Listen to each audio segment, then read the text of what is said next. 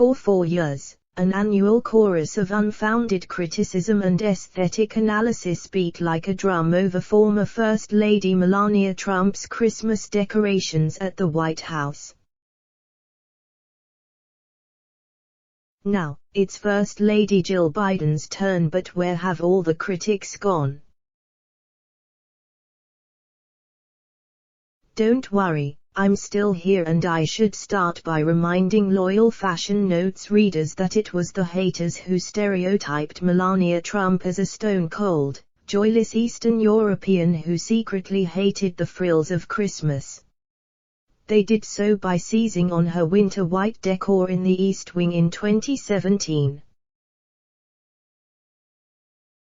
The haters did it again a year later when Mrs. Trump unveiled beautiful red trees throughout the East Colonnade of the White House. It should be noted that Mrs. Trump's Christmas decorations from 2017 to 2020 were a triumph for beauty after nearly 2 decades of the traditional and modernist designs from former First Ladies Laura Bush and Michelle Obama. Perhaps Mrs. Trump's most successful years for the White House Christmas decor were 2019 and 2020.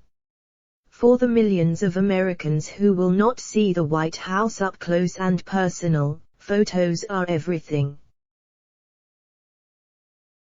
These 2 years, with their glimmering lights and emphasis on American architecture, struck just the right note between the traditional style of Mrs. Bush and other former First Ladies, and the modernist approach that Mrs. Obama came to love. That brings us to Jill Biden's Christmas decorations, which she unveiled this week and detailed on Tuesday in a speech. The biggest disappointment thus far is that Mrs. Biden did not take photos or release video footage of herself putting the final touches on the decor. Every year, Mrs. Trump would release a video and then, later, some photos of herself walking through the halls of the White House in admiration of what the residence's design team had pulled off. An impeccably dressed First Lady standing next to her vision should become a tradition, though Mrs. Biden has already bucked it. Mrs. Biden's most startling decorations are in the East Colonnade and the entrance of the West Wing. They are overtly cartoonish and appear as though a child designed them. The sophistication of the White House looks out of place with the gold stars and blue dots hanging through the hallway. The stars, according to Mrs. Biden, represent frontline workers or something. We're in year 2 of the Chinese coronavirus pandemic. Can we leave COVID-19 out of the decor? It is exhausting. The blue dots appear like a giant solar system school project, while the wreaths on the doors across from them are entirely disconnected from the color scheme.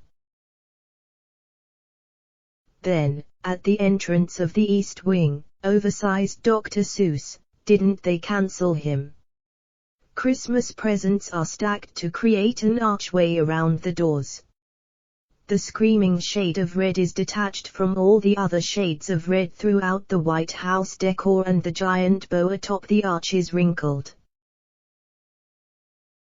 Wasn't President Biden's big campaign message "Build Back Better"?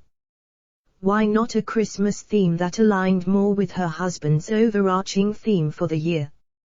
Gifts from the heart seems misplaced. It is hard to screw up Christmas.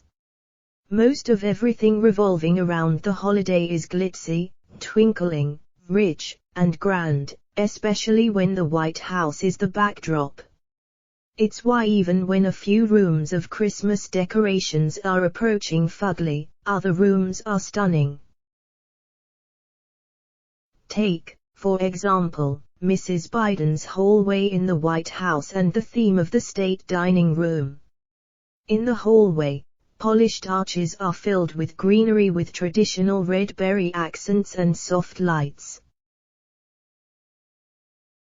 The state dining room is the best of the bunch. Mrs. Biden says the trees on either side of the fireplace were turned effectively into photo albums as they are adorned with ornaments that showcase the former first families that have resided in the White House. Hanging at the center of the trees, on the mantel, are striped stockings. It's the picturesque traditional contemporary balance that is particularly lacking in many other rooms, which makes this display simply the best of them all.